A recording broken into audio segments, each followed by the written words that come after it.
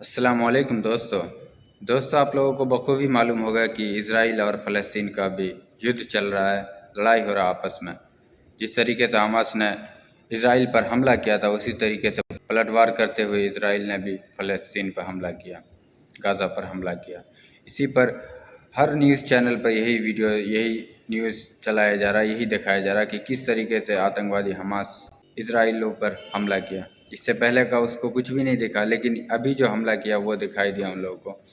चलो, इसी पर ध्रुव राठी ने एक लॉन्ग वीडियो बनाया है जो काफ़ी ज़्यादा डिटेल में घुस करके ये वीडियो बनाया है, जिस पर बताया गया है कि इंडिया के जो पुराने प्रधानमंत्री थे, पिछले प्रधानमंत्री, वो किन का साथ देते थे। पुराने हमारे इंडिया के प्रधानमंत्री थे, वो पूरा प्रधानमंत्री फ़लस्तीनियों के साथ खड़े थे और फ़लस्तीनियों को सपोर्ट किए।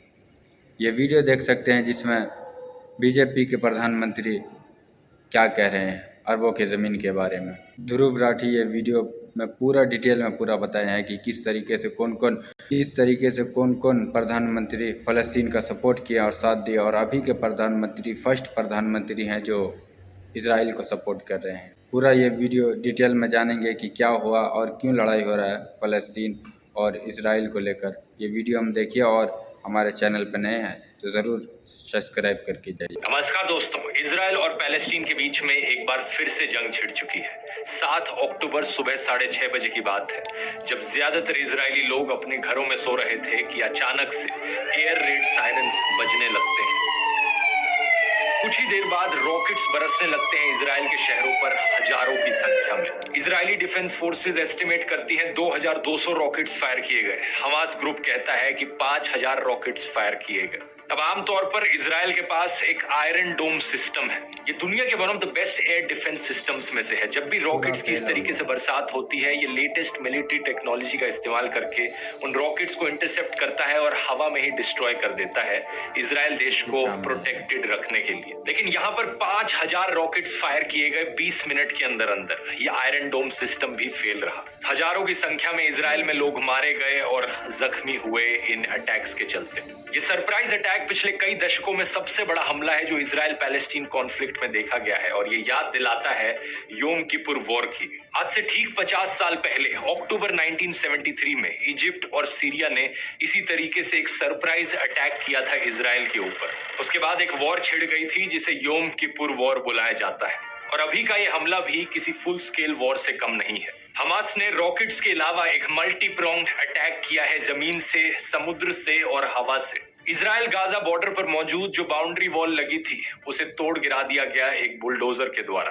कई पैलेस्टीनियंस इजरायली टेरिटरी के अंदर घुसते हुए दिखे, कई मोटरसाइकिल्स पर, कुछ मोटर पावर्ड हैंग ग्लाइडर्स के जरिए हवा के थ्रू इजराइल में घुसे। इसके अलावा समुद्र में स्पीड बोट्स के जरिए भी हमास के लोगों ने इजराइल पर हमला बोला।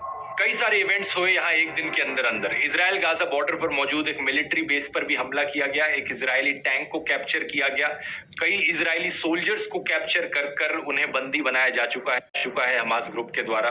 और बॉर्डर पर मौजूद जो इजराइल के गांव और शहर थे, वहां पर भी हथियार ताने हमास के आतंकवादी अंदर घुस गए हैं।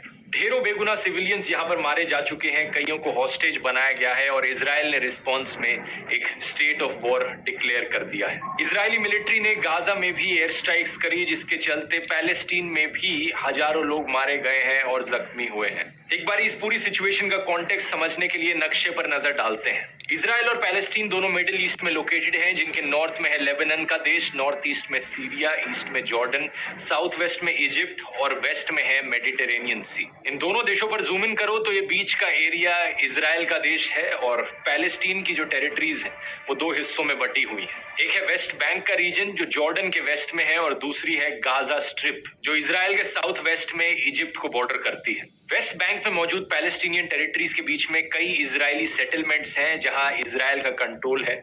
इसे इलीगल कंसिडर किया जाता है यूनाइटेड नेशन और कई और देशों के द्वारा। इस वेस्ट बैंक में जो पैलेस्टीनियन टेरिटरीज हैं उन्हें एडमिनिस्टर किया जा रहा है पैलेस्टीनियन अथॉरिटी के द्वारा, जो फतेह के कंट्रोल में है। एक पॉलिटिकल पार्टी का नाम है। दूसरी तरफ गाजा स्ट्रिप में सिर्फ और सिर्फ हमास का राज चल रहा है। फतेह और हमास के बीच में अपना एक अलग कॉन्फ्लिक्ट रहा है हिस्टोरिकली, और हमास की बात करी जाए तो ये एक एक्सट्रीमिस्ट पैलेस्टीनियन ऑर्गेनाइजेशन है जिसे ज्यादातर देशों के द्वारा एक आतंकवादी संगठन माना जाता है। Canada, European union, Israel, Japan, Australia, USA और यूके हमास को एक टेररिस्ट ऑर्गेनाइजेशन डेजिग्नेट करते हैं। लेकिन दूसरी तरफ इसे टेररिस्ट नहीं कंसिडर किया जाता Brazil, China, Egypt, Iran, Norway, कतार, रशिया, सीरिया और टर्की के द्वारा। फिर कुछ देश ऐसे हैं जो हमास के सिर्फ मिलिट्री विंग को एक टेररिस्ट ऑर्गेनाइजेशन मानते हैं, जैसे कि न्यूजीलैंड और पैराग्वे।